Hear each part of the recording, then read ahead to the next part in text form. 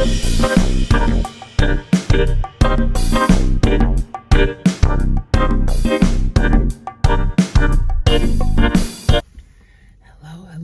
Bible scholars.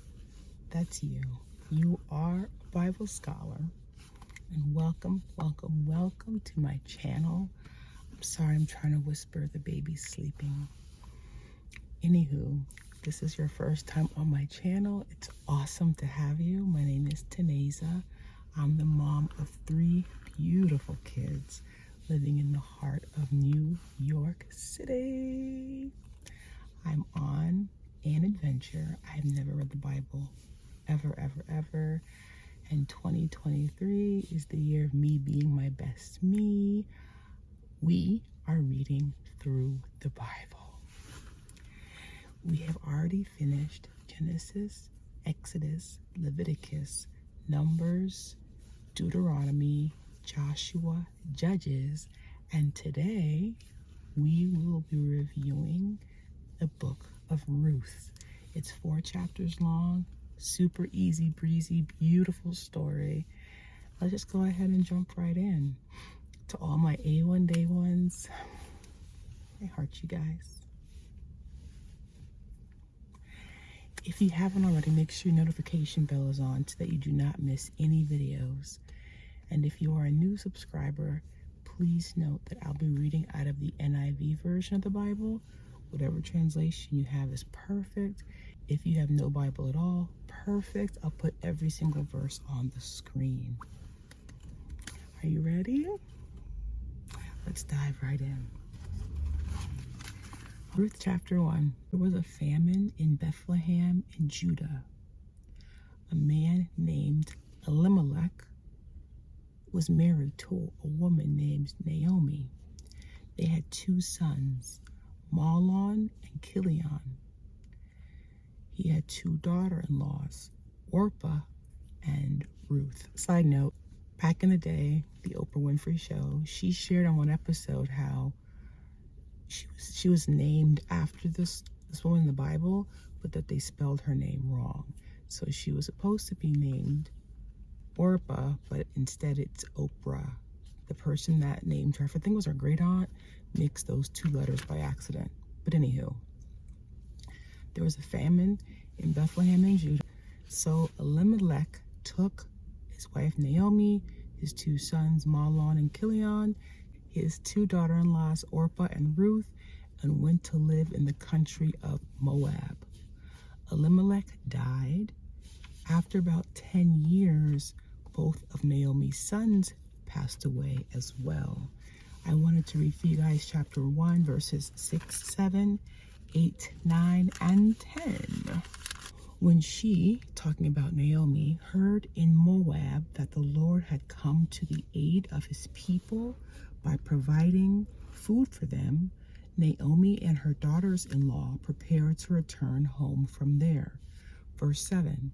With her 2 daughters-in-law, she left the place where she had been living, set out on the road that would take them back to the land of Judah. Verse 8. Naomi said to her 2 daughters-in-law, "Go back, each of you, to your mother's home. May the Lord show kindness to you as you have shown to your dead and to me."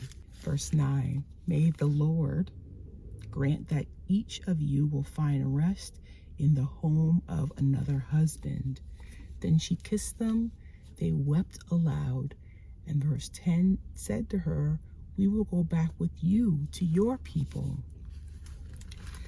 Naomi insisted that both her daughters-in-law return to their own homeland. She's too old to get married again, she said. If she did and had more sons for them to marry, the wait for them to grow up would be too long. Orpah kissed Naomi goodbye. Verse 16, Ruth replied, "Don't urge me to leave you or to turn back from you. Where you go, I will go. Where you stay, I will stay. Your people will be my people, and your God, my God." How beautiful is that? So Naomi returned, the last verse of the chapter, verse 22. Naomi returned from Moab, accompanied by Ruth the Moabitess, her daughter-in-law, arriving in Bethlehem as the barley harvest was beginning. God's timing. Chapter 2. I wanted to read for you guys the first 3 verses, 1, 2, and 3. Verse 1. Naomi had a relative on her husband's side from the clan of Elimelech, a man of standing whose name was Boaz. Verse 2. And Ruth the Moabitess said to Naomi, "Let me go to the fields and pick up leftover grain behind anyone in whose eyes I found favor." Naomi said to her, "Go ahead, my daughter." Verse 3. So she went out and began to glean in the fields behind the harvesters. As it turned out, she found herself working in a field belonging to Boaz, who was from the clan of Elimelech. The Boaz returned to his home from Bethlehem, saying to his harvesters, "The Lord be with you." And I thought this was included in the Bible to illustrate Boaz's kindness, to show the kindness that he had. Boaz must have caught sight of Ruth. He asked the foreman who she was. The foreman explained that she's a Moabitess who came with Naomi. She asked to gather the leftover grain and has been working hard all day. Verses 8 and 9. So Boaz said to Ruth, "My daughter, listen to me. Don't go and glean in another field. Don't go away from here. Stay with my servant girls." Verse 9. Watch the field where the men are harvesting. Follow along after the girls. I have told the men not to touch you. Whenever you are thirsty, go get a drink from the water jars the men have filmed. Ruth asked Boaz, why has she, a foreigner, found favor in his eyes? Alliteration. A foreigner found favor. Boaz had been told about what she had done for her mother-in-law even after the death of her husband. Verse 12. May the Lord repay you for what you have done. May you be richly rewarded by the Lord, the God of Israel, under whose wings you have come to take refuge. That's a blessing from Boaz to Ruth. Boaz ordered his men to leave stalks for Ruth to pick up. Ruth collected all day. She separated the barley she had, and it equaled about an ephah, which is 22 liters. She goes back to Naomi. Naomi asks where Ruth has worked, and she told her all about Boaz. Verse 20. The Lord bless him, Naomi said to her daughter-in-law. He has not stopped showing his kindness to the living and the dead. She added, that man is our close relative. He is one of our kinsman redeemers. Chapter 3. One day Naomi tells Ruth to wash, to put on perfume, to put on her best clothes, go down to the threshing floor. Let Boaz finish eating and drinking. Verse 4. When he lies down, note the place where he is lying. Then go, uncover his feet, and lie down. He will tell you what to do. Ruth did everything that Naomi told her to do. Boaz finished eating and drinking, went to lie down. Ruth quietly uncovered his feet, lay down. In the middle of the night, he discovered her. Verses 9, 10, and 11. Who are you? He asked. I am your servant Ruth, she said. Spread the corner of your garment over me, since you are a kinsman redeemer. Verse 10. The Lord bless you, my daughter, he replied. The kindness is greater than that which you showed earlier. You have not run after the younger men, whether rich or poor. Verse 11. And now, my daughter, do not be afraid. I will do for you all that you ask. All my fellow townsmen know that you are a woman of noble character.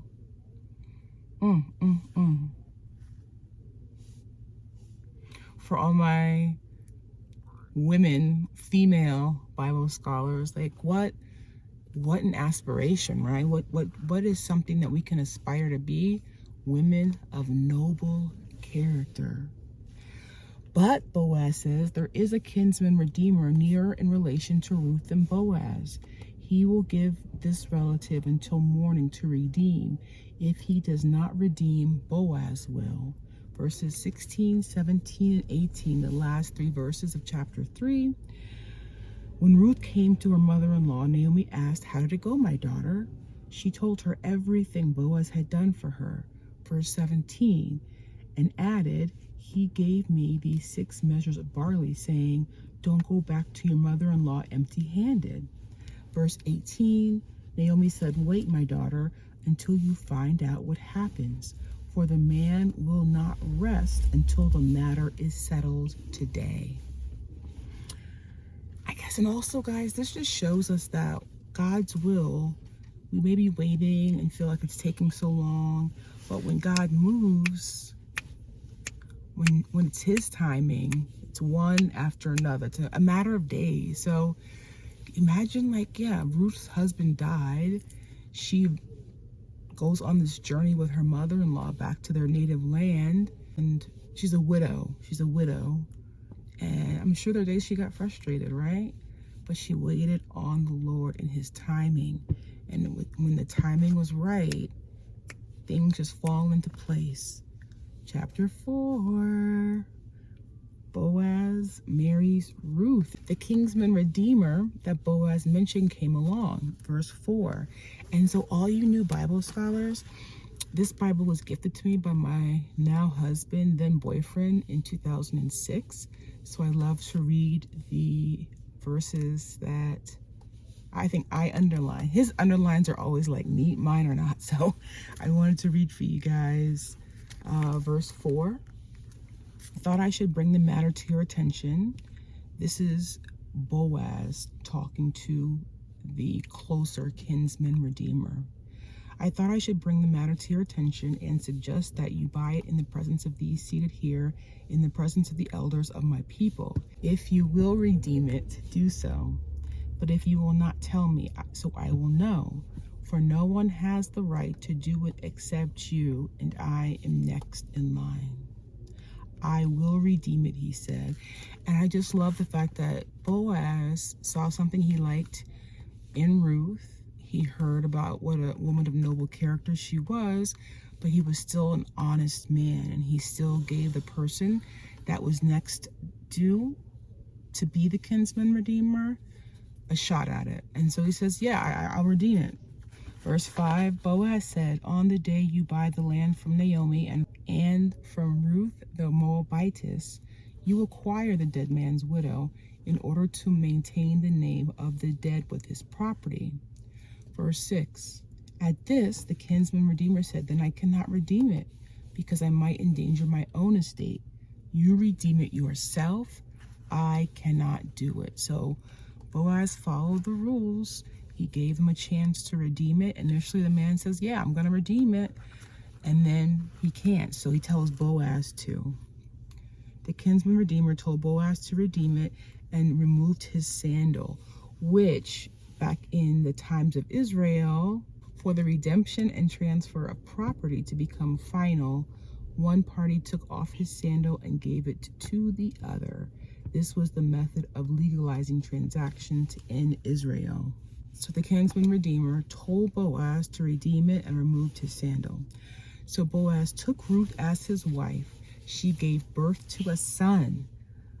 Verses 14, 15, 16, and 17. And this is something I did not know, you guys. I learned this. I was today years old. Verse 14. The woman said to Naomi, praise be to the Lord, who this day has not left you without a kinsman redeemer. May he become famous throughout Israel. Verse 15. He will renew your life and sustain you in your old age. For your daughter-in-law, who loves you and who is better to you than 7 sons, has given him birth. Verse 16. Naomi took the child, laid him in her lap, and cared for him. Verse 17. The woman laying there said, Naomi has a son, and they named him Obed. He was the father of Jesse, the father of David, King David. And the name Obed I have in my notes, worshiper and servant. Oh, guys, the genealogy of King David. Ruth's obedience, Ruth's utter obedience and following and being with her mother-in-law Naomi. She was able to wed again and have a child and be part of the genealogy of King David. Amazing. All right, you guys, guess what time it is? Put my glasses on. We have now finished the book of Ruth. I'm proud of you. I'm proud of you. I hope that you are proud of you. I'm proud of you. I'm proud of you. I hope that you are proud of you. Bible scholars, this is amazing. Congratulations to each one of you for finishing the book of Ruth. We have now read Genesis, Exodus, Leviticus, Numbers, Deuteronomy, Joshua, Judges, Ruth. We are now into 1 Samuel. So our next, we do 3 reviews per week.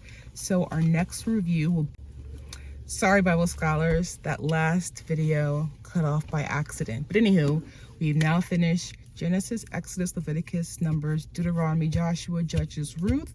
1 Samuel will be our next book of the Bible. So our next review, we do 3 a week. This is number 1. Next review will be 1 Samuel chapters 1, 2, 3, and 4. As always, Bible scholars, any questions, comments, revelations, just drop them in the comments below. I'm so proud of us. A round of applause. All right, Bible scholars, please feel free to forward my videos to any friends, family, coworker, neighbor that you think would benefit from reading through the Bible with us. They are welcome along this adventure. Do not be discouraged if you just joined us. There is plenty of time to catch up. There's plenty of time to binge watch videos. Or if you just want to start with 1 Samuel, we welcome you. All right, Bible scholars, have an awesome day, and I'll see you in our next review. Bye for now.